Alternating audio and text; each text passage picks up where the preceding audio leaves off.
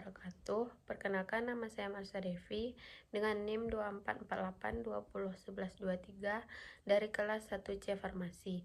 Baiklah, di sini saya akan menjelaskan materi tentang biologi sel. Yang pertama, teori sel. Sel merupakan satuan terkecil dari makhluk hidup yang melakukan metabolisme dan menyusun jaringan setiap organ makhluk hidup. Sel sebagai satuan struktural yaitu sel menyusun struktur organisme, sedangkan sel sebagai satuan fungsional yaitu sel dapat melakukan fungsi fisiologisnya sendiri dan mendukung fungsi fisiologis organismenya. Apa sih fungsinya sel? Ada beberapa fungsi sel, diantaranya adalah untuk mengambil nutrisi dan mengeluarkan zat sisa, untuk mengoksidasi dan transport senyawa, untuk pertumbuhan dan perkembangan. Bentuk sel.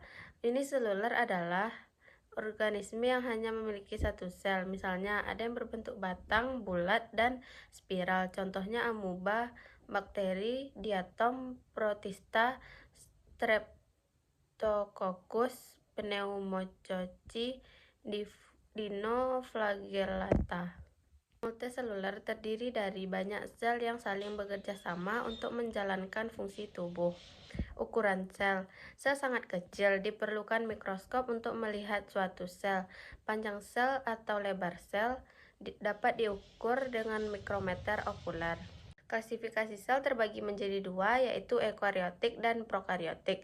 Ditentukan berdasarkan ada tidaknya membran inti dan cara sel menggunakan energi autotrof dan heterotrof. Pertama ada eukariotik, yaitu sel yang memiliki inti atau nukleus yang dikelilingi oleh membran, sehingga sel ini memiliki dua membran, yakni sitoplasma dan membran inti. Yang kedua ada prokariotik, sel yang tidak mempunyai membran inti. Sel eukariotik terdapat pada sel hewan, tumbuhan, dan manusia. Ukurannya 1-100 nanometer dan lebih kompleks. Pembelahan selnya secara meiosis dan mitosis. Struktur sel eukariotik yaitu membran plasma, sitoplasma, dinding sel, dan organel. Sel prokariotik, sel yang terdapat pada bakteri dan algae, ukurannya 1-10, tidak terjadi meiosis dan mitosis. Struktur sel prokariotik yaitu membran plasma, sitoplasma, nukleus, ribosom, dinding sel, kapsul, bulu rambut, dan flagel. Berikut ada sel hewan, sel tumbuhan, dan sel bakteri. Yang pertama ada sel tumbuhan, memiliki dinding sel tebal, memiliki kloroplas, biasanya tidak ada nukleus, badan Golgi dan lisosom, bentuk selnya kaku, sitokinesis dengan pembentukan dinding sel baru, meristem jaringan embrionik seumur hidup. Sel hewan tidak memiliki dinding sel, tidak memiliki vakuola dan kloroplas, terdapat nukleolus, badan Golgi, sentriol, dan lisosom, sitokinesis dengan invaginasi.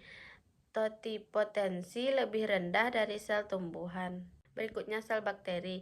Pada sel bakteri, kapsul berupa lapisan mukus berkaitan dengan patogenitas, flagel atau tricha, pili atau fimbriae berupa benang halus pada gram negatif, dinding sel di antara kapsul dan sitoplasma, bentuk sel tetap, tidak memiliki vakuola. Bahan penyusun sel ada air, karbohidrat, protein, lipid, asam nukleat, mineral, yaitu kalsium, natrium, kalium, dan sulfur, termasuk makronutrien dan mikronutrien. Selanjutnya organel sel. Organel sel yaitu struktur kecil di dalam sel yang memiliki fungsi spesifik.